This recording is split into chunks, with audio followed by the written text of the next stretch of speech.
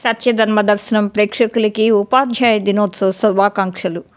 సర్వేపల్లి రాధాకృష్ణ రాష్ట్రపతిగా 1962లో ప్రమాణ స్వీకారం చేసిన సమయంలోనే మానవత్వం లేని చైనా దొంగచాటుగా యుద్ధానికి దిగింది. ఆయన పదవీ కాలంలోనే 1965లో కర్కస పాకిస్తాన్ దాడి చేసింది. ఆ రెండు యుద్ధ సమయాల్లో కీలక పాత్రను ఆయన పోషించారు. రష్యాకు వెళ్లి స్టాలిన్తో మాట్లాడిన తీరు నిరంకుశుడు స్టాలిన్లో గొప్ప మార్పును తెచ్చింది. రక్తపాతం సృష్టించిన రాజు అశోకుడు ఆ తర్వాత బౌద్ధంలోకి మారిన సంఘటన చెప్పగానే స్టాలిన్లో అనుకోని మానవత్వం పరిమళించింది. స్టాలిన్ మాట్లాడుతూ మీరు కలకాలం జీవించాలని, తాను త్వరలోనే మరణిస్తానని అంటాడు. ఆ తర్వాత 6 నెలలకు స్టాలిన్ మరణిస్తాడు. స్టాలిన్లో మానవత్వాన్ని నింపిన రాధాకృష్ణన్ గొప్పతనం మనకు అర్థమవుతుంది.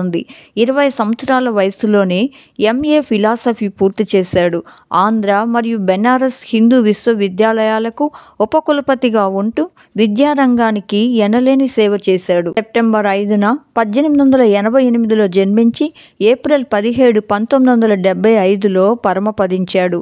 రామాయణం, భారతం, ఉపనిషత్తులు, భగవద్గీత, శంకర, రామానుజ, మధ్వాచార్యులు రాసిన భాష్యాలను అధ్యయనం చేసి నిష్ణాతుడయ్యాడు.